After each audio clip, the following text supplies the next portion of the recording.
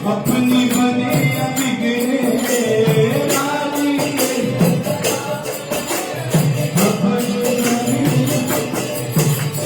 नाचेंगे हम तो नचवर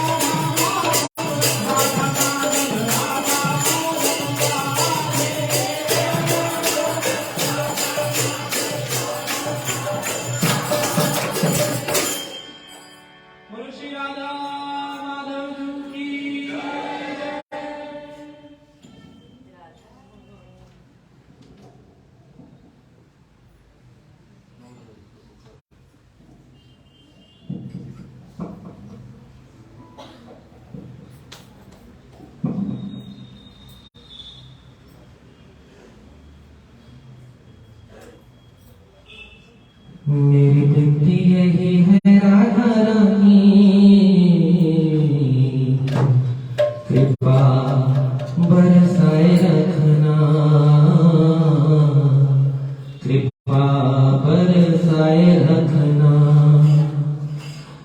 तेरा ही सहारा महारानी, तेरा ही सहारा महारानी, मुझे तेरा ही सहारा महारानी, चरणों से लिपटाए रखना,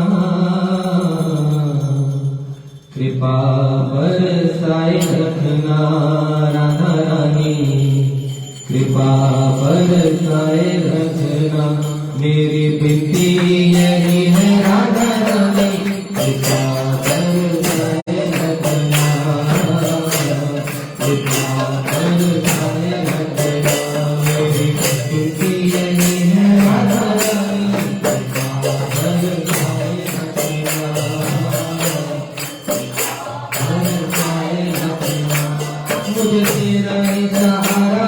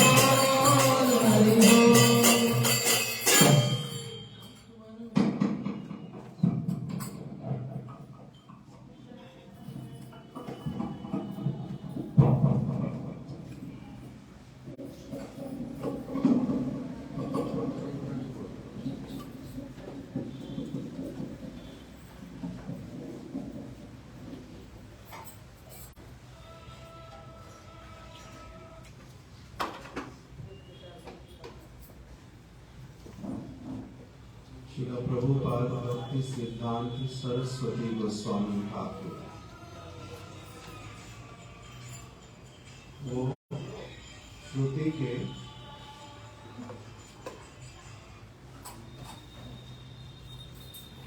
श्रुति के एक मंत्र एकामेवा अद्वितीयम एक वचन आया शास्त्र में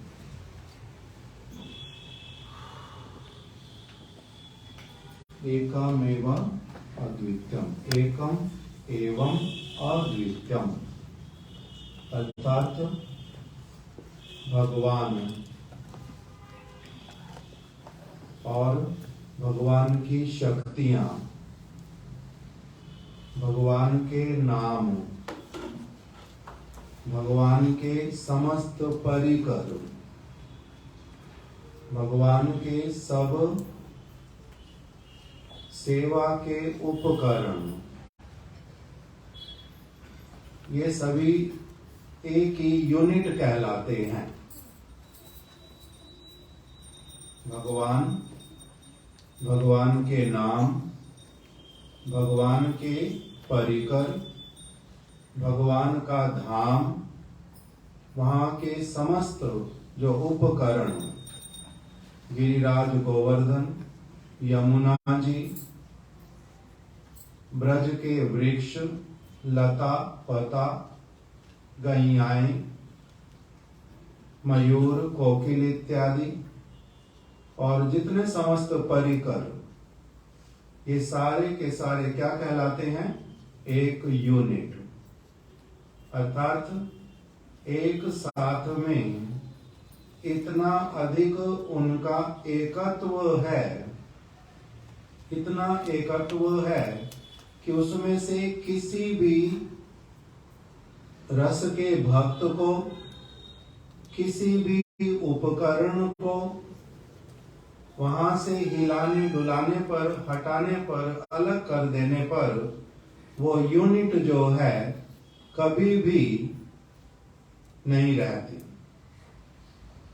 उसमें ये सारा कुछ एक ही यूनिट के रूप में वास करता अर्थात जैसे कीर्तन कर रहे हैं इस कीर्तन के बीच में क्या क्या होता है एक तरफ से मृदंग बज रहा है दूसरी तरफ से करताल बजती है तीसरी तरफ से कांसर अर्थात एक जिसमें हाथ में छोटा सा डंडा लेकर के उसको पात्र के ऊपर बजाते रहते कांसर इधर हारमोनियम बजता उधर भक्त लोग अपने स्वर से गान करते ये सभी उपकरण दिखलाई तो दे रहे अलग अलग ये सारे उपकरण अलग अलग हैं मृदंग और करताल एक ही चीज ना दो चीजें दिखलाई देता अलग अलग है कांसर इनसे और अलग है हारमोनियम उससे और अलग है किंतु सब अलग होने पर भी उनमें प्रॉपर एक हारमोनी है उनको इस तरह से बजाया जाता है कि सुर सभी के परस्पर में ऐसे मिल करके एक अद्भुत जो ध्वनि है अद्भुत जो शब्द है उसको प्रकटित करते हैं इसी प्रकार से भगवान की जो समस्त उनके धाम में परिकरों के साथ में और समस्त जो ब्रज के उपकरण उन सब के साथ में सभी रसों के भक्तों का एक साथ में इस प्रकार का उनमें एक हारमोनी है एक यूनिट है कि वो अद्भुत जो एक रस उसको प्रकटित करता है। इसीलिए शास्त्र में क्या वचन दे दिया? एकामेव अद्वितीयम। दिखलाई देने पर भी कि ये बहुत सारी वस्तुएं। क्यों ये वाली बात स्मरण आई? क्योंकि कभी हम लोग कीर्तन कर रहे हैं गुरुदेव का, कभी कीर्तन किया वैष्णव ठाकुर का, फिर कीर्तन किया गौरांग महाप्रभु का, फिर कीर्तन किया कृष्ण का, फिर कीर्तन किया वृंदावन धाम का, फिर कीर्तन कर रहे हैं श्रीमती राधा रानी का। ये सभी दिखलाई कैसे दे रहे हैं? अलग अलग वस्तुएं हैं। गुरु तत्व अलग है, वैष्णव तत्व अलग है, कृष्ण तत्व अलग है, ब्रज धाम तत्व अलग है, राधा जी का तत्व अलग है। किंतु ये सब अलग दिखलाई देने पर भी अलग नहीं है। ये एक ही यूनिट है और इस यूनिट में इतनी अधिक हार्मोनी है, ऐसा उनमें एकत्व है कि जिसमें कोई भी एक दूसरे से अलग उसके अस्तित्व की कल्पना नहीं की जा सकती। गुरु मतलब ब्रजवासी, वैष्णव मतलब ब्रजवासी, कृष्ण अर्थात ब्रजवासी, श्रीमती राधिका ब्रजवासी। जितने समस्त स्थान, उनकी मुरली, उनकी वैजयंती माला, उनके परिकर गण किसी भी रस के क्यों ना हो, ये सारे कैसे वाले हैं? ब्रज के सारे ब्रजवासी। तो इसीलिए उनमें क्या है? एकत्व है। इसलिए एकामेवा अद्वितीयम, एक यूनिट है वो, भले ही उसमें नाम अलग अलग आ रहे हों। जैसे उदाहरण सुन लिया, मृदंग, करताल, कांसर इत्यादि का शब्द अलग, आकार अलग, सब कुछ अलग दिखलाई देने पर भी ऐसे एक साथ में इतना हार्मोनी के साथ में बजते हैं कि उनमें एकत्व पूर्ण रूप में प्रतिपादित होता है, स्थापित होता है। सब्जी में हमारे महाराज जी बोलते थे, नमक डाला, इमली डाली, चीनी डाल दी थोड़ी सी, मिर्ची डाल दी थोड़ी सी। इन सारी वस्तुओं का जो स्वभाव है वो कैसा है? अलग अलग है। इमली का खट्टापन है, नमक का नमकीन है, मिर्ची का तीखापन है, चीनी का मीठापन है। किंतु जिस मात्रा में जो वस्तु उसमें डालनी चाहिए उतनी मात्रा में उसमें डालने पर वो एकदम से अद्भुत, आस्वादनीय और रूप में भी, देखने में भी परम सुंदर वो प्रतीत होती है। उसी प्रकार से भगवान का जो ये कृष्ण का ब्रज, उसमें उनके परिकर, उसमें उनका रूप, उसमें उनकी लीलाएं, जो ये सारा कुछ एक साथ मिल करके दास्य रस के भक्त, सख्य रस के भक्त, शांत कहलाने वाले भक्त और वात्सल्य रस के भक्त, मधुर रस के भक्त और फिर स्वयं कृष्ण जो विषय विग्रह है, वो एक साथ मिल करके ऐसी एक यूनिट को प्रकाशित करते हैं जिसमें क्या होता है? अद्भुत रस चमत्कार उत्पन्न होता है। इसलिए बता दिया एकामेवा अद्वितीयम। दिखलाई देने पर भी बहुत सारे घटक, किंतु वास्तविक रूप में वो क्या है? इतना अधिक एकत्व, अर्थात सबका उद्देश्य एकमात्र क्या है? समस्त ब्रज परिकरों का कृष्ण को आनंद प्रदान करना। और कृष्ण का क्या है? उन सबके द्वारा दिए गए उपहार को ग्रहण करके उन सबको आनंदित करना। इसके अतिरिक्त और कोई उद्देश्य किसी का नहीं। इसलिए वो सब क्या कहलाते हैं? एक ही, एकामेवा अद्वितीयम। उनमें अंतर नहीं है। बहुत सारे अंतर प्रतीत होने पर, दिखलाई देने पर भी उद्देश्य एक होने के कारण उन सबको क्या कहते हैं? एक ही तत्व है।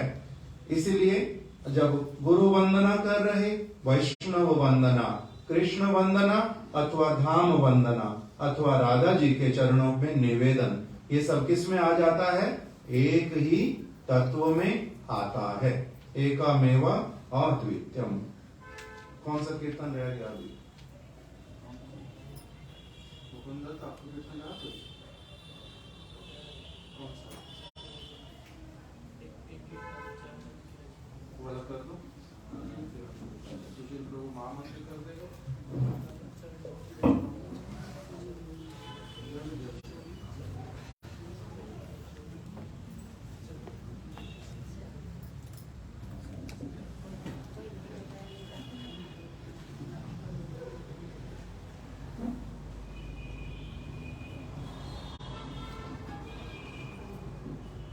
चरणान की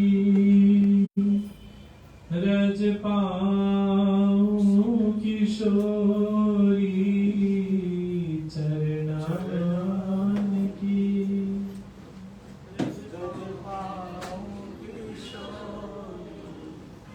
चरणान की रज पाऊं किशोरी,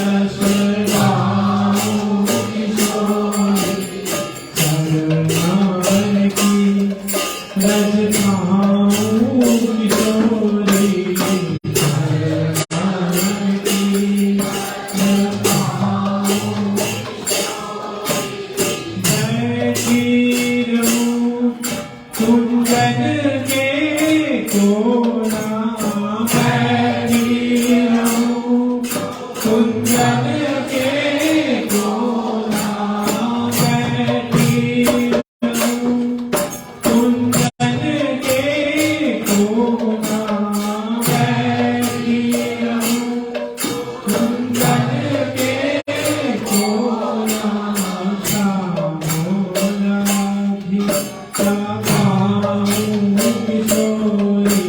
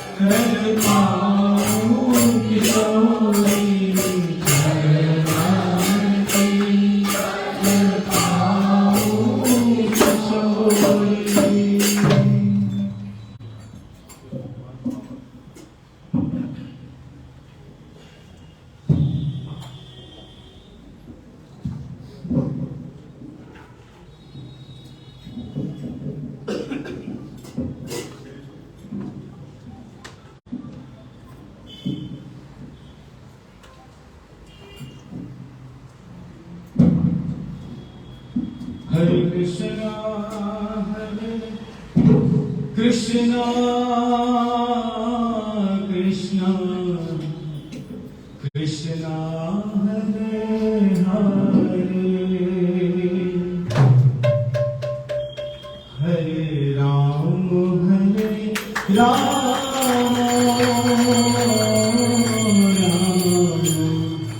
Ram Hare Hare, Hare Krishna,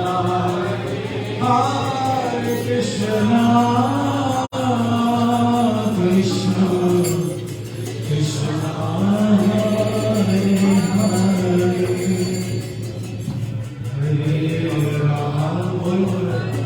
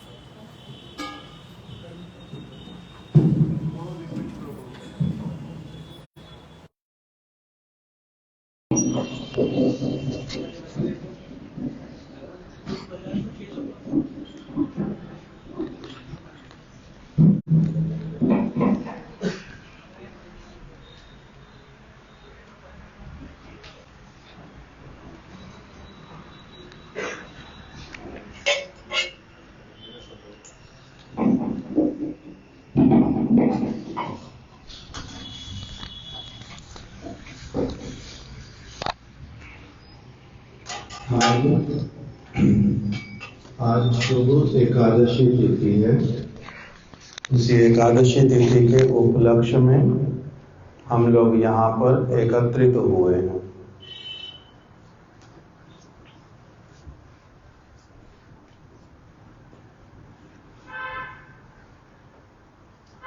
Ekadashi तिथि मंगलमयी तिथि, माधव तिथि भक्ति जननी। कीर्तन इत्यादि करने का विधान दिया इस तिथि में। श्री हरिवासरे हरि कीर्तन विधान। हरि कीर्तन करना चाहिए, तभी उपवास जो है वो वास्तविक रूप में सफल होता है। हरि कीर्तन करने का विधान, इसीलिए हम लोग कीर्तन करने के उद्देश्य से बैठे। 2 दिन पूर्व ही नवमी तिथि में हमारे गुरुदेव के संग में, गुरुदेव के आश्रित जनों में एक जो महिला भक्त श्रीमती उमा दीदी, बहुत प्राचीन वैष्णव, बहुत वर्षों से ही गुरुदेव का, श्रील वामन गोस्वामी महाराज जी का उन्होंने संग प्राप्त किया और हमारे परम गुरुदेव के भी उन्होंने दर्शन किए थे। कुछ उनके पास में जाकर के कथा सुनना भी हुआ था, किंतु पहले वो वैष्णव वैदिक विचार जो उसको अधिक नहीं ले पाती थी। बंगाल में बहुत अधिक उस समय प्रचार था रामाकृष्ण मिशन का, सोशल वर्क जिसमें किया जाता है, वहाँ से वो इन्फ्लुएंस थी। और कुछ जब किंतु वैष्णवों का संग हुआ, तब उनका हृदय जो है अलग प्रकार से परिवर्तित होता गया। परम गुरुदेव की उन्होंने कुछ सेवा भी की, आर्थिक रूप में कुछ सेवा की। बाद में श्रील भक्ति वेदांत वामन गोस्वामी महाराज जी का चरण आश्रय किया, हरि नाम दीक्षा इत्यादि प्राप्त की और कुछ समय के पश्चात मथुरा में आकर के वास करना प्रारंभ किया।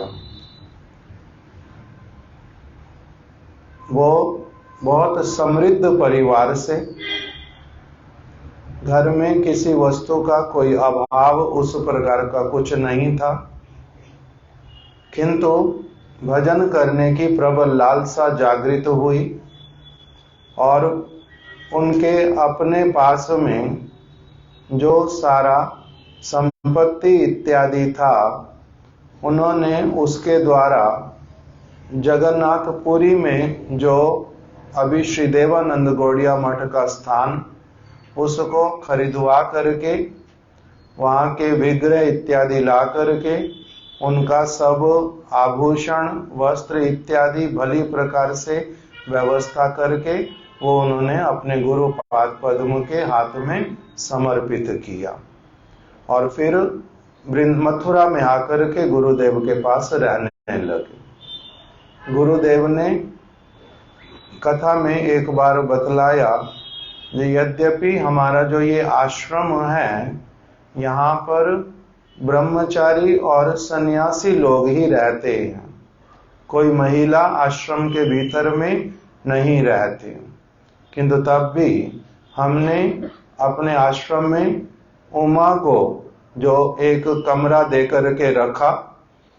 ये मंदिर में ही रहती हैं, ये इनके कुछ विशेष गुणों के कारण भक्ति मती हैं इसीलिए, और बहुत अलग प्रकार का इनका जो है सेवा का और भक्ति करने का परिपाटी है, इसलिए इनको बाकी किसी को भी उस तरह से मठ में नहीं रखते, किंतु इनको तब भी रख लिया। कथा सुनने में गुरुदेव की बहुत अधिक रुचि, एक एक बात को सालों साल सुनती रहती, लिखती भी रहती, समय समय पर कथा में बोलती भी रहती थी। श्रील वामन गोस्वामी महाराज जी को और गुरुदेव को बहुत सारे प्रश्न करती, बहुत बार सामने बैठ करके प्रश्न करने का अवसर नहीं मिलता, इसलिए लिख करके प्रश्न करती थी और वो लोग लिख करके फिर उत्तर भी प्रदान करते थे। इस प्रकार का उनका भक्ति में उत्साह था। विषय को जानने में रागानुगा भक्ति, रागात्मिक भक्ति। गुरुदेव एक बार हमारे सामने उनको बोल रहे थे, जे उमा स्मरण है, बहुत दिनों तक तेरे को अच्छी तरह से समझाना पड़ा था कि गोलोक और गोकुल में क्या अंतर है। गोलोक और गोकुल में क्या अंतर है, क्योंकि कृष्ण धाम उसमें 3 विभाग, उस ये एक अलग विषय है। तो गुरुदेव ने उनको भली प्रकार से ये गोकुल और जो गोलोक, इसमें क्या अंतर होता है, वैशिष्ट्य होता है, वो समझाया। और भी बहुत सारे स्थानों पर ही गुरुदेव उनको कथा कीर्तन इत्यादि सुनाते थे। जब प्रातःकाल भ्रमण करके गुरुदेव आ जाते थे मथुरा में, तो सभी लोग मठ में जो होते थे वो सारे इकट्ठे हो जाते थे, कभी 20 लोग, कभी 40 लोग, जितने भी सारे मठवासी। प्रातः का समय गुरुदेव 10 मिनट ही बैठते थे, उसमें सबसे अधिक जो वार्तालाप करते थे उमा दीदी के साथ ही करते थे। हास परिहास पूछना, औरों से भी बात करते थे, किंतु उनके प्राचीन होने के कारण उनके साथ में एक अलग प्रकार का उनके प्रति प्रीति था। उमा दीदी का गुरु निष्ठा गुरुदेव के प्रति हो, श्रील वामन गोस्वामी महाराज जी के प्रति बहुत ही अधिक एक जैसे सद शिष्य का होता है।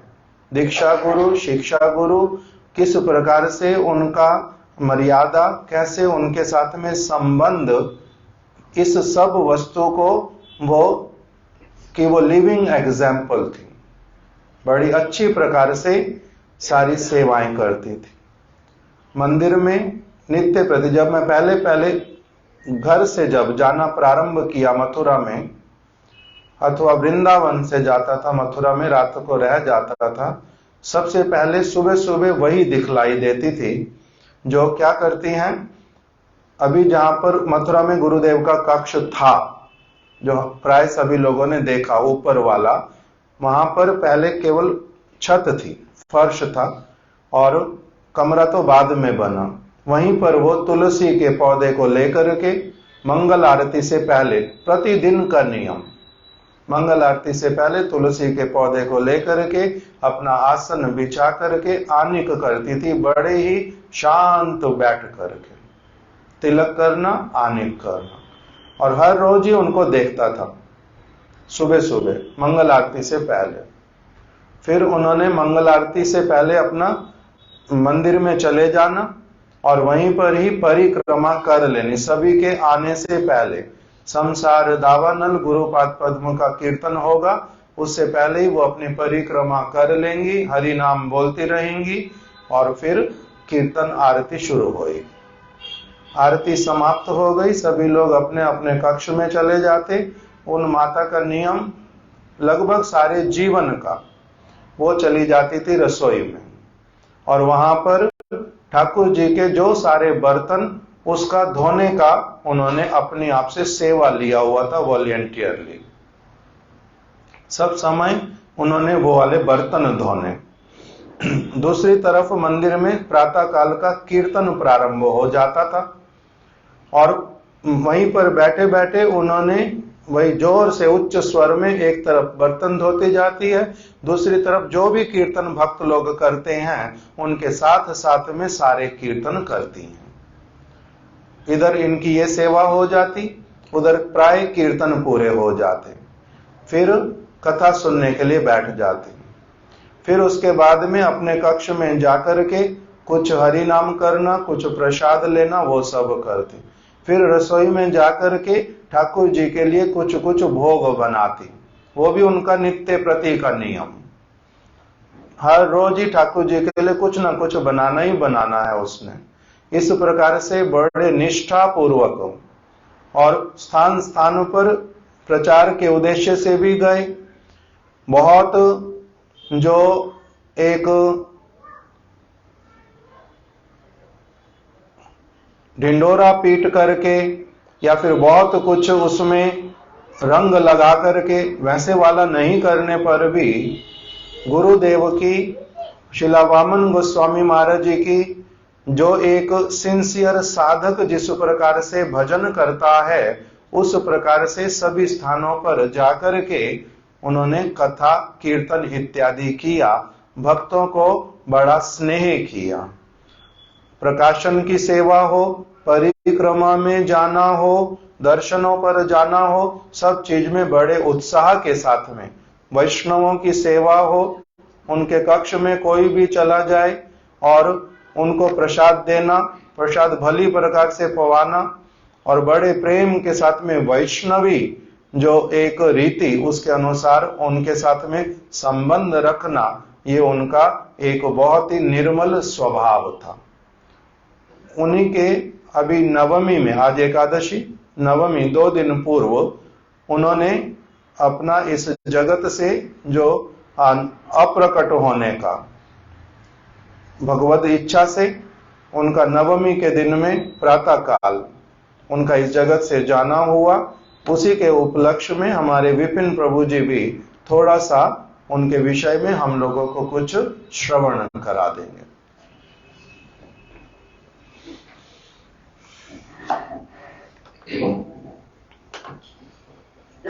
गुरुवे गौरचंद्राय श्रीराधिकाय ददाये कृष्णाय कृष्णभक्ताय भक्ताय नमः। स्वच्छकन्या मदीय गुरुपाद पद्म नित्य लीला प्रविष्ट ओम विष्णुपाद स्तोत्र शतक श्री श्री मदर्शन भक्ति वेदांत श्री नारायण गोस्वामी गुरु महाराज जी के अभय चरणारविंद में आनंद कोटि साष्टांग प्रणाम करता हूँ। तत्पश्चात अभिन्न गुरुपाद पद्म नित्य लीला प्रविष्ट ओम विष्णुपाद स्तोत्र शतक श्री श्री मिशन भक्ति विज्ञान श्री भारती गोस्वामी महाराज जी के चरणों में अनंत कोटि साष्टांग प्रणाम करता हूँ। समस्त रूपानुगुरु परंपरा के चरणों में अनंत कोटि साष्टांग प्रणाम करता हूँ। पंच तत्व श्री राधा गोविंद श्री राधा माधव जी के चरणों में अनंत कोटि साष्टांग प्रणाम करता हूँ। यहाँ पर उपस्थित परम पूजनीय श्रीपाद माधव प्रिय प्रभु जी के चरणों में अनंत कोटि प्रणाम। मेरे पास नहीं। अच्छा। और इस एकादशी के उत्सव में सभी वैष्णव वैष्णवियों को हाथ में पकड़ लो।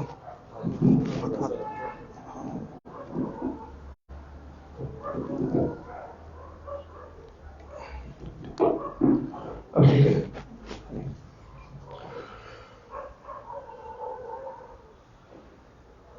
शास्त्र में एक एकादशी से संबंधित एक बात कही गई। एकादशी परा पुण्या विष्णुरितस्य तुष्टिदा तस्यैव जगन्नाथ मूर्त मूर्तिमान स्थितः।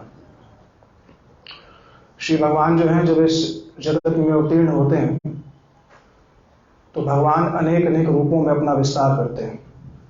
जैसे अभी हमने प्रभु जी के मुख से सुना कि यह अलग अलग प्रतीत होने वाले तत्व, श्री गुरु तत्व, श्री वैष्णव तत्व, नाम तत्व, धाम तत्व, ये सब प्रतीत तो भिन्न भिन्न होते हैं, लेकिन स्वरूपतः यह एक ही वस्तु है। स्वरूपतः यह सब एक ही वस्तु है। उसी ही प्रकार से ही श्री एकादशी जो है वह क्या है, श्री भगवान के स्वरूप से ही प्रकटित उनकी एक शक्ति है। और विष्णुरितस्य तुष्टिदा, विष्णु के तोषण के लिए ही इस तिथि का आगमन हुआ है। एकादशी के दिन अनेक अनेक प्रकार के लोग इस तिथि को अलग अलग इच्छाओं के माध्यम से पालन करते हैं, और वैष्णव लोग इस तिथि का पालन करते हैं विष्णुरितस्य तुष्टिदा। विष्णु जिससे, श्री कृष्ण जिससे प्रसन्न हो, इसलिए इस तिथि का पालन किया जाता है। तो भगवान स्वयं ही जो है एकादशी के रूप में, वो अमूर्त भगवान, माने वो अधोक्षज भगवान जिनको इंद्रियों से ग्रहण नहीं किया जा सकता, वह भगवान मूर्त रूप में, श्री विग्रह रूप में भी है, श्री नाम रूप में भी है, श्री वैष्णव रूप में भी है, और श्री एकादशी रूप में भी श्री भगवान ही स्वयं अवतरित हुए हैं। प्रभु जी ने आदेश दिया कि श्रीमती उमा दीदी के विषय में कुछ कहिए। जीवन अनित्य सार, ताते नाना विपद भार। जीवन क्या है? अनित्य वस्तु है। ये बहुत ही सामान्य लगने वाले शब्द, कहीं सारा जीवन श्रवण करने पर भी इसका बोध नहीं हो पाता है कि जीवन क्या है? अनित्य है। अनेक बार श्रवण करने पर थोड़ी देर के लिए तो चित्त में इस विचार का स्पंदन होता है, पर फिर भी कुछ क्षण बाद फिर वही ये विचार जो है भूल जाते हैं और इसी ही जीवन को ही सत्य फिर मानने लगते हैं। मैं अपनी दशा की बात कर रहा हूं, और उस पर भी जीवन में नाना प्रकार की विपदाओं का भार है। ऐसा हमारे भक्ति ठाकुर जी ने कीर्तन में गाया। तो नाम आश्रय करी यतने तुम्ही, करह आपन काजे। हाँ, ठाकुर आपन काजे। तो नाम का आश्रय करके यतन के साथ भक्ति ठाकुर जी कह रहे हैं, यतन के साथ इस एकादशी तिथि का पालन करें और यतन के साथ इस नाम आश्रय को ग्रहण करें।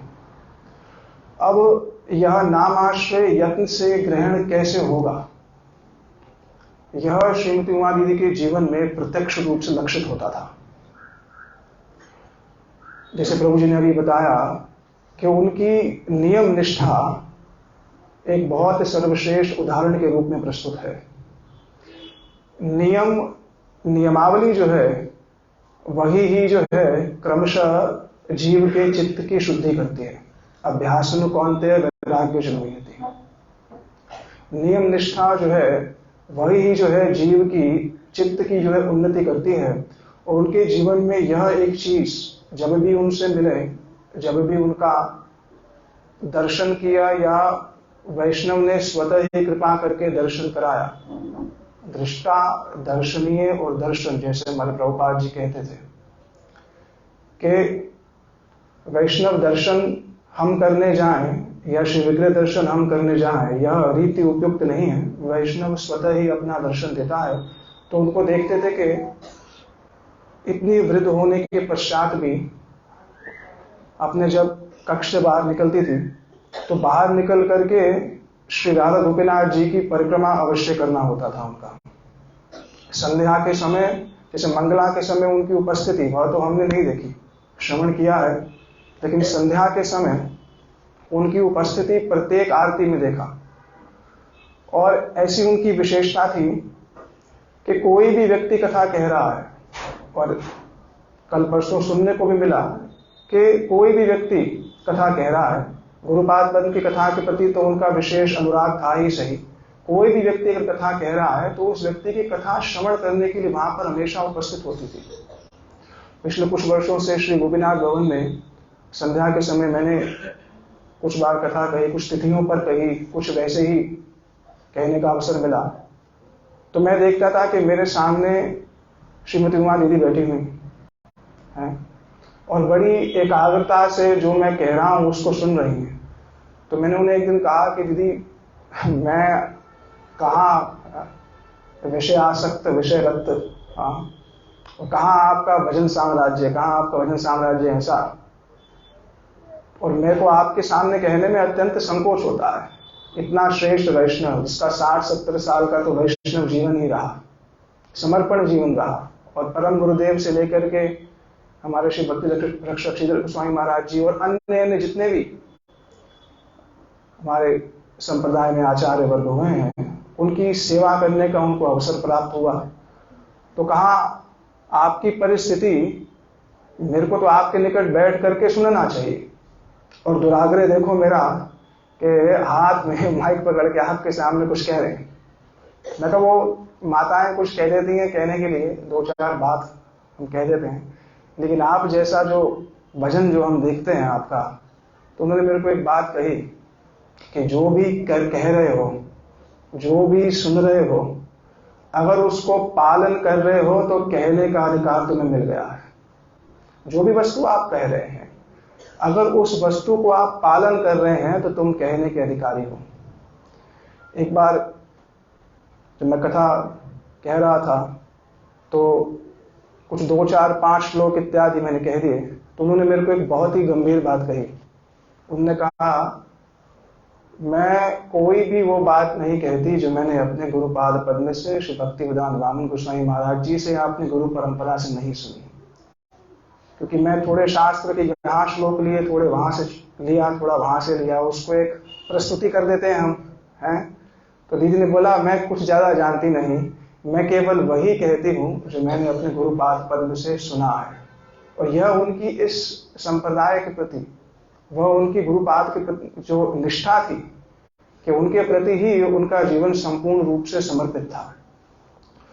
अब उनके जीवन की वैसे तो अनेक शिक्षाएं हैं, सब वैष्णव लोग अपने अपने दृष्टिकोण से उनको देखते थे, पर मैंने एक बार देखा उनको, आज से कुछ 6-8 महीने पहले उनको हार्ट की कुछ समस्या हुई। उनको हॉस्पिटल ले जाया गया वृंदावन में, श्री रामकृष्ण मिशन में, और कोई 5:30 बजे का समय था, संध्या का।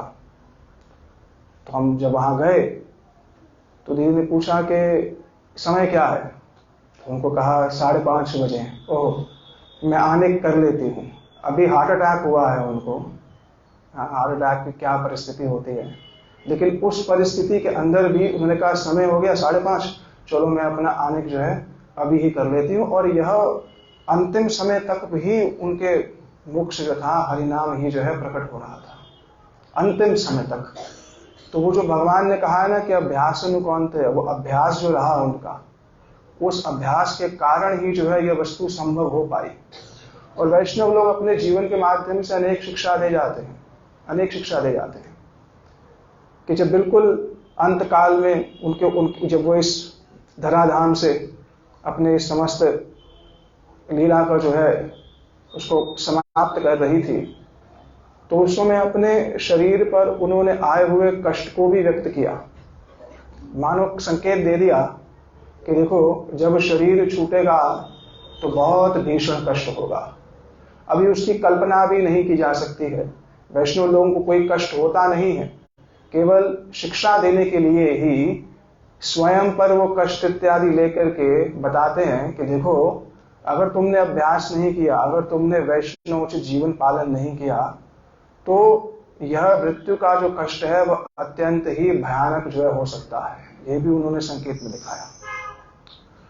साथ ही साथ पूरी कॉन्शियस थी वो। अगर कीर्तन उनके सामने किया जाए, श्रीमद् महाप्रभु जी का नाम लिया जाए और कोई कीर्तन गाया जाए, तो उसको सही सही रूप से सुन करके उसके प्रति रिएक्ट भी जो है वह कर रही थी।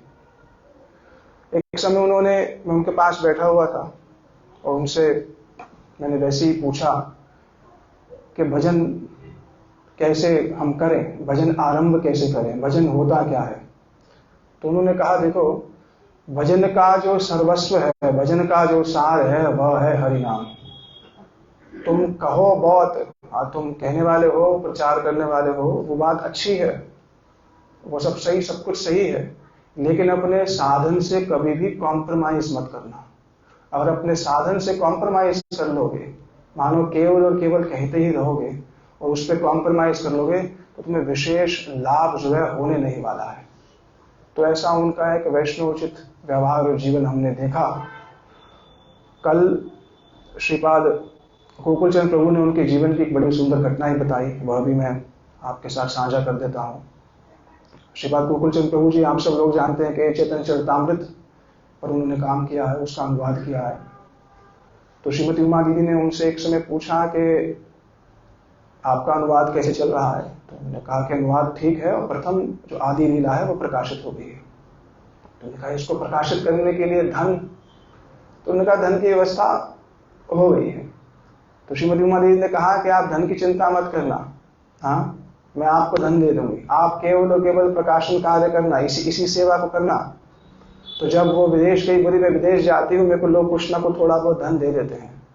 तो धन देने के बाद जब वो विदेश गई, तो विदेश जाने के पश्चात जब वापस आई, तो श्रीपाद गोकुलचंद प्रभु जी को आकर के उन्होंने कुछ सेवा राशि प्रदान की कि यह लीजिए और इससे जाकर के जो भी ग्रंथ प्रकाशन करना है आप कीजिए।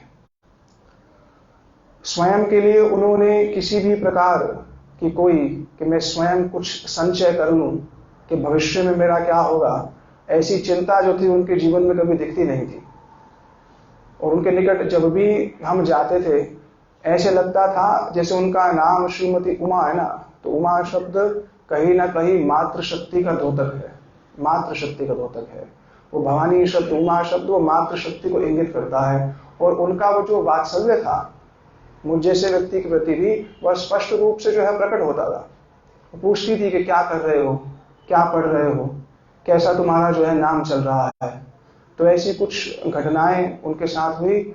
और एक घटना और देखी गई, उसको कह करके वही जो मेरे को विशेष करके उनसे देखा, वो क्या, वो उनकी साधन निष्ठा, कि साधन किस प्रकार से करना है, किस प्रकार से अपने जीवन को नियमबद्ध करना है, और किस प्रकार से विधि भक्ति की अवहेलना नहीं करनी है। राग भक्ति के विषय में सुनना है, लेकिन विधि भक्ति की अवहेलना नहीं करनी है, क्योंकि विधि भक्ति जो है वो नियम निष्ठ करेगी। तब उनको जब प्रथम बार वृंदावन में हार्ट अटैक जब आया था, तो उस समय की घटना है कि भीषण उनको कष्ट हुआ। और जब उनको आईसीयू में ले गए, तो सुबह 3:30 बजे, जैसे प्रभु जी बता रहे थे कि सुबह सुबह से सबसे पहले ही उठ जाती थी। अभी अभ्यास का आप प्रभाव देखिए, अभ्यास का ऐसा प्रभाव था कि हृदय पर जो है इतना बड़ा आघात हुआ है, लेकिन उनके मुख से सुजनाबुदरादित पादयुगम प्रभुपाद अष्टकम स्वतः ही चल रहा था, अपने आप मुख से, आईसीयू के अंदर भी। और उसके बाद उनके मुख से वहीं पर ही मंगल आरती इत्यादि भी तो उनके मुख से स्वतः ही जो है प्रकट हो रहा था। तो जब ये देखा, आश्चर्यचकित भी हुए कि ऐसी परिस्थिति जो हम सुनते हैं अपने आचार्यों के विषय में, कि कोई भी जीवन की परिस्थिति उनको अपने भजन से किंचित मात्र भी जो है विचलित नहीं कर सकती, एक क्षण के लिए भी जो है वह विचलित नहीं होते हैं। तो यह सब जो है उनकी गुरु सेवा का, वह सब उनकी निष्ठा का प्रत्यक्ष फल जो है साक्षात प्रतिफलित होते देखा। श्री ठाकुर जी के प्रति बड़ा उनका विशेष अनुराग था।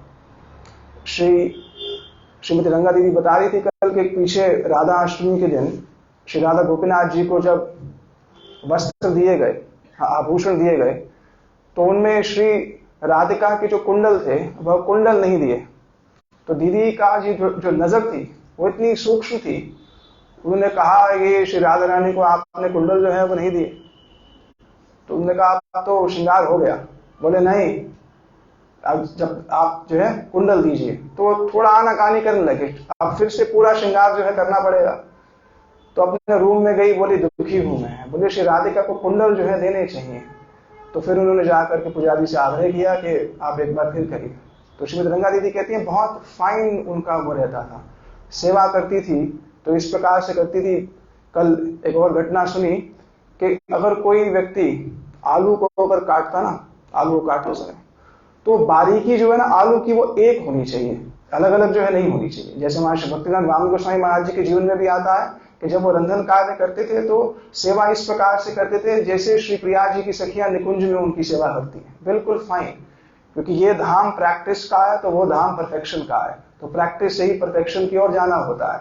तो प्रैक्टिस इतनी परफेक्ट थी, तो वही इनके जीवन में भी देखा गया कि विदेश में एक समय कुछ भक्त लोग उनके आसपास थे, तो आलू कैसे भी काट दिया, कैसे भी काट के डाल दिया।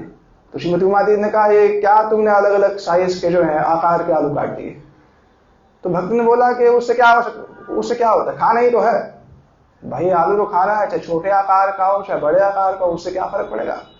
दीदी ने कहा देखो अलग अलग आकार के अगर आलू होंगे ना तो कोई जल्दी पकेगा और कोई देर से पकेगा, ठीक है, लेकिन हम सबको आंच तो एक ही दे रहे हैं, तो उसमें कुछ थोड़े से अध पके रह जाएंगे, जो थोड़े मोटे होंगे, थोड़े सूक्ष्म होंगे, जल्दी पक जाएंगे। और श्री ठाकुर जी को उसको पाने में, श्री राधा कृष्ण को उसको पाने में थोड़ा कष्ट होगा, इसलिए आकार जो का ध्यान जो है रखना, इतनी सूक्ष्मता उनके जीवन में देखी गई। तो यही कुछ 2-4 स्मृतियां हैं। देखने में भी अच्छे नहीं लगते अलग अलग आकार वाले। हाँ जी, एक आकार वाले जैसे बंगाली लोग काटते हैं। हाँ, तो मेरा तो उनसे बहुत कम अल्प संग हुआ, पर अल्प संग होते हुए भी जो मेरे स्तर की एक शिक्षा थी वो तो उन्होंने प्रदान की कि नाम आश्रय यत्न के साथ जो है करिए, और साथ ही साथ ये जीवन जो है उसकी अनित्यता का भी बोध उन्होंने, प्रभु जी बता रहे, प्रभु जी ने प्रश्न भी पूछा मेरे से परसों जब हम जा रहे थे वृंदावन, प्रभु जी ने प्रश्न पूछा कि वैष्णव लोग इस प्रकार का अपना जो अस्वस्थ लीला है वह क्यों करते हैं। मैंने कहा सुनी, जो हम सुनते हैं वो तो इसलिए कि शिष्यों की स्नेह और ममता को प्रबल करने के लिए, शिष्यों की स्नेह और ममता उनकी सेवा को ग्रहण करने के लिए करते हैं, एक तो ये विचार है। और दूसरा कहीं कहीं उनमें शिष्यों की परीक्षा भी हो जाती है कि अपने अस्वस्थ लीला में भी क्या वो अपने श्री गुरु को उसी स्तर पर ही देखते हैं। मैं कहा इसका तो मेरे को अनुभव नहीं, मेरे को इतना समझ में नहीं आता है, लेकिन वैष्णव लोग इसलिए इस प्रकार से अपनी लीला करते हैं, क्यों, क्योंकि वो छोड़ करके अवश्य ही जो है जाएगा।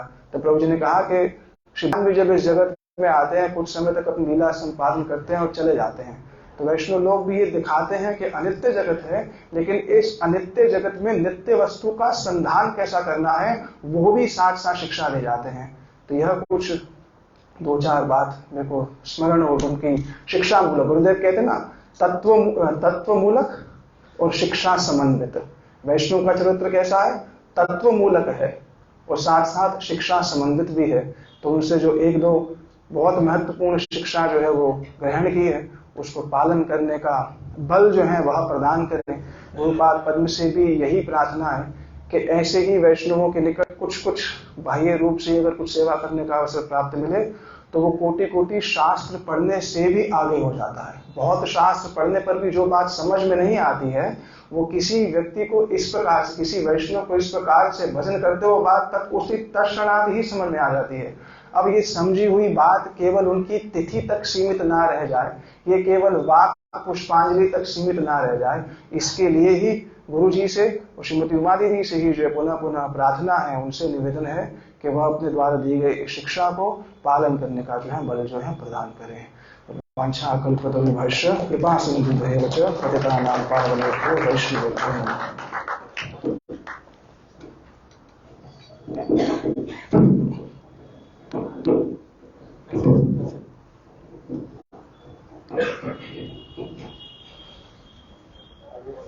एक मिनट में जो अभी श्रवण किया 1 मिनट में उसको कंक्लूड कर देते हैं और फिर हमारी हेमा दीदी, हेमा माता सुनती है ना, बहरी है, 3 बार बोल दिया, अभी बोले अच्छा मेरे को बोला। हेमा माता दीपक जला दो, जब तक दीपक जला दो भरत प्रभु आरती के लिए प्रस्तुति कर दो। आज हेमा दीदी का 50वां जन्मदिन है, इसलिए 50 दीपक जो है वो ठाकुर जी को दिखा के आरती करेंगे। थोड़े से पुष्प भी दे दो, स्वस्ति वाचन कर देंगे। सारा कुछ जल्दी जल्दी प्रस्तुत कर दो आप लोग। अभी हम लोगों ने श्रवण किया विपिन प्रभु जी से, उसी को ही 3-4 सेंटेंस में कंप्लीट कर दूंगा। पहला, बद्ध जीव के लिए नियम निष्ठा इत्यादि हो, सारी वस्तुओं को सब समय करते ही रहते हैं। जैसे एक बच्चा विद्यालय में जाता है तो वो क्या करता है, वहां पर समय के अनुसार सारा कुछ करना सीखता है। समय के अनुसार करता है, क्यों? उसको ड्रेस कोड दिया जाता है, समय के साथ में पढ़ना पड़ता, समय आने पर ही उसको आधा घंटा खेलने के लिए मिलेगा, खाने के लिए मिलेगा। ये सारा कुछ किस लिए होता है? ताकि उसका जीवन जो है वो एक अच्छे जो नियम है उसमें वो सारे अपना पाए।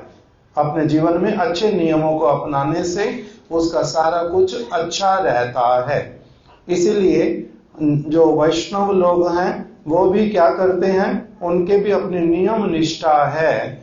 और कैसे वाली? जो सारी भगवान के निकट ले जाने वाली, भगवान को प्रसन्न करने वाली। दूसरा, उन्होंने कहा कि कैसे वो बैठ करके कथा श्रवण करती थी, गुरुदेव की हो या और भक्तों की हो, सबकी ही कथा को श्रवण करती थी नित्य प्रति। हमारे महाराज जी बोलते थे इस विषय में कि यदि किसी को जैसे कोई एक व्यक्ति है, वो रहता है बाहर किसी देश में और माता पिता रहते हैं पंजाब के किसी गांव में। विदेश से उनका पुत्र जो है उसने अपने किसी मित्र को कुछ सामान दे करके भेजा घर पर और कहा कि ये व्यक्ति एक दिन रहेगा और फिर अपना आगे चला जाएगा। ठीक है, घर वालों को पता चल गया, बाहर से वो व्यक्ति आ गया, सामान तो दे दिया, बोलता केवल अंग्रेजी भाषा है और इनको ठेठ पंजाबी केवल आती है। अब वार्तालाप हो नहीं सकता, किंतु जो वो सामान लाया था उसने दे दिया और ये लोग भी उसको रहने का कमरा, खाने की वस्तुएं अच्छे से दे दी।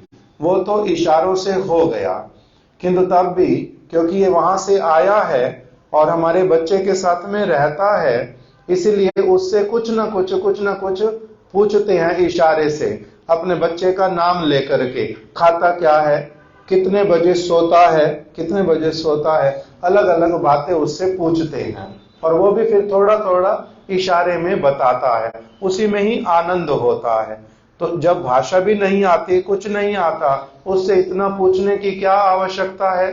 तो महाराज जी कहते थे क्योंकि माता पिता का अपने बालक के प्रति प्रेम है और भले ही वो दूर है तब भी उसके विषय में सुनने की, बात करने की इच्छा होती है। इसी प्रकार से भगवान के साथ में जिनका संबंध हो जाता है, फिर कोई भी अगर भगवान की बात कर रहा होता है तो वो उसको थोड़ा समझ आने पर भी, आधा अधूरा बोलने पर भी, कुछ कहने पर भी सुनने की क्या हो जाती है, रुचि हो जाती है। इसलिए वो उसी भावना के साथ में सभी की कथा में बैठ जाती थी। बीच बीच में टोकती भी थी, ऐसा नहीं कि टोकती नहीं, बीच बीच में टोकती थी कि ये वाली बात गुरुदेव ऐसे बोलते थे, हमारे गुरु महाराज ऐसे बोलते थे, तो टोकती भी थी। और टोकने के बाद में कभी कभी उनका अपना भी भूल नहीं, प्रेम से मान भी लेती थी फिर कि हाँ मेरा एक आज और सुधार हो गया, अच्छी चीज मेरे को समझ आ गई।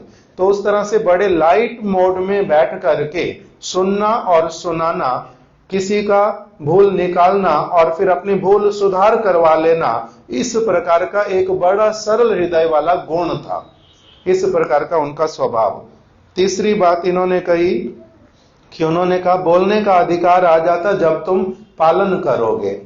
किंतु हमारे प्रभुपाद जी का भी हम लोग पीछे कुछ दिन तक श्रवण कर रहे हैं कि उन्होंने कहा बच्चा कथा सुनेगा, माता पिता की भाषा सुनेगा, बीच बीच में शब्द पकड़ेगा और फिर वो बोलना शुरू कर देता है कुछ, किंतु अभी पालन करना शुरू नहीं किया।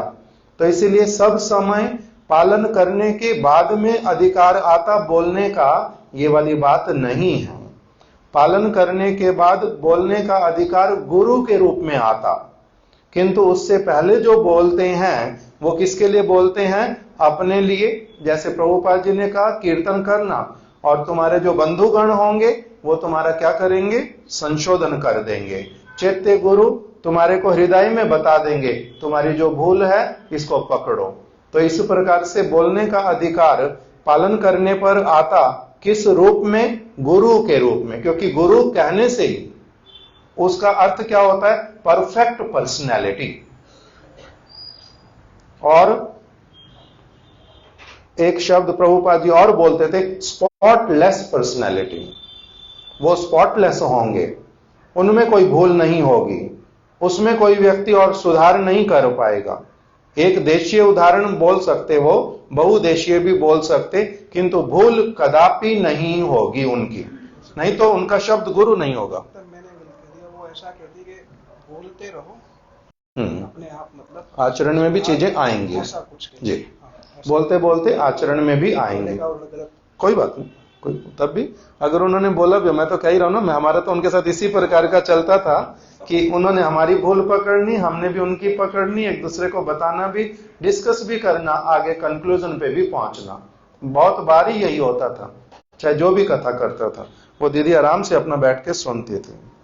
फिर बतलाया कि मृत्यु के समय कष्ट होता है ना, वो दिखलाते हैं, किंतु मेरा एक और बात भी हृदय में आता है, भावना, जो वैसे वाला कष्ट, सांस फूल रहा है, परेशानी लग रही है, डॉक्टर ऑक्सीजन लगा रहा है, उसको हटाने की इच्छा करती है, ये वाला केवल मृत्यु के समय होता हो ऐसा नहीं। ये कष्ट बहुत बारी आते हैं, हम लोग बहुत बारी अस्वस्थ पड़ते, अलग अलग प्रकार की चीजें आती हैं और उसमें असुविधा बोध भी होती ही होती है, किंतु जैसे ही फिर से मैं उसमें थोड़ा ठीक हो जाता हूं, उसमें से निकल आता हूं, उस मृत्यु में से निकल आता हूं, तो मेरा फिर क्या हो जाता है, थोड़े दिनों बाद वो वाला भूल जाना होता है, किंतु सब समय के लिए, बहुत बारी होता है। इसीलिए वो उन्होंने कीर्तन का पद हमें सुना दिया, जीवन अनित्य जानो हो सार, ताहे नानाविध विपद भार। विपत्तियां बार बार ही आती हैं, केवल उस समय नहीं आती। तो इसीलिए मुख्य वस्तु जो है वो समझने की ये है कि मृत्यु भी कभी भी आएगी, कष्ट भी कभी भी आएगा, जिस किसी अवस्था में क्यों नहीं है, सब समय सिंसियरली जब उठो तभी सवेरा, तभी से भजन करने की बात है, ना कि केवल मात्र बाद में, सब समय करने की बात है। उन्होंने फिर बतलाया कि कैसे वो साधन, उनकी निष्ठा थी, सेवा निष्ठा थी, उसी प्रकार की हम सब लोगों में भी आए, हम लोग उस प्रकार का एक सरल जीवन जो है वो यापन करें, भजनमय जीवन। वैसी वाली गुरुपाद पद्म के चरणों में, उमा दीदी के चरणों में प्रार्थना है। वांछा कल्प तरुभ्यश्च कृपा सिंधुभ्यः च पतितानां पावनेभ्यो वैष्णवेभ्यो नमो नमः। सारे अब हम लोग खड़े हो जाते हैं, 2 मिनट में महामंत्र के साथ में ये आरती उतार देते हैं। आज विपिन प्रभु महामंत्र करो, तो महामंत्र करो, करो जो आ जाएंगे तब तक, जब तक आप करो, खड़े हो जाओ। मुकुंद महामंत्र करो, जल्दी जल्दी करो। पहले ठाकुर जी की कर दो, फिर गुरुदेव की कर दो, सारे लोग आगे आ जाओ। कृष्ण कृष्ण हरे हरे राम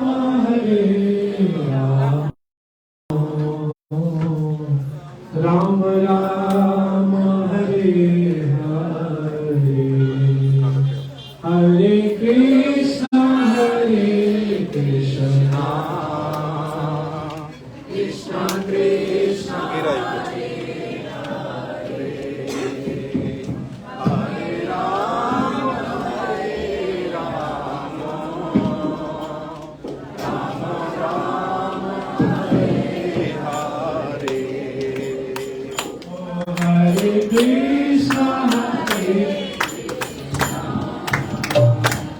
कृष्ण कृष्ण हरे राम हरे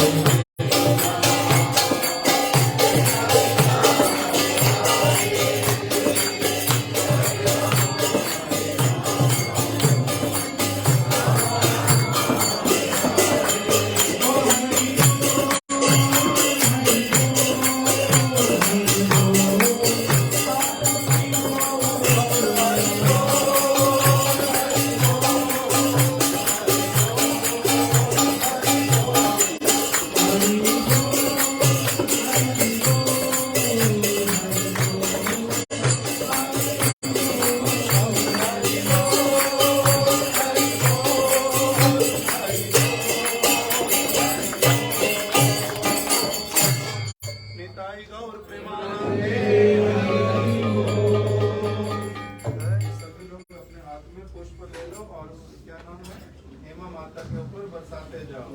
क्यों? हेमा माता जो है वो क्या करती है, सब समय भगवान की ड्रेस बनाने की सेवा करती है।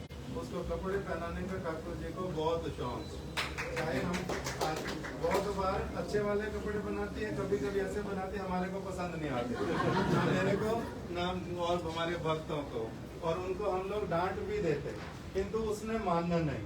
तब उसको जो पसंद, जितना पसंद बार बार जैसे ला करके देते, जैसा भी हो भगवान के प्रति उनका इस प्रकार का भावना है। इसीलिए उनको हम लोग हरे कृष्णा कृष्णा कृष्णा हरे हरे, हरे राम राम राम हरे हरे, हरे कृष्णा कृष्णा कृष्णा हरे हरे, हरे राम राम राम हरे हरे। बोलो सारे लोग जोर जोर से बोलते जाओ, हरे कृष्णा कृष्णा कृष्णा हरे हरे, हरे राम राम हरे हरे, हरे कृष्णा कृष्णा कृष्णा हरे हरे, हरे राम राम राम हरे हरे, हरे कृष्णा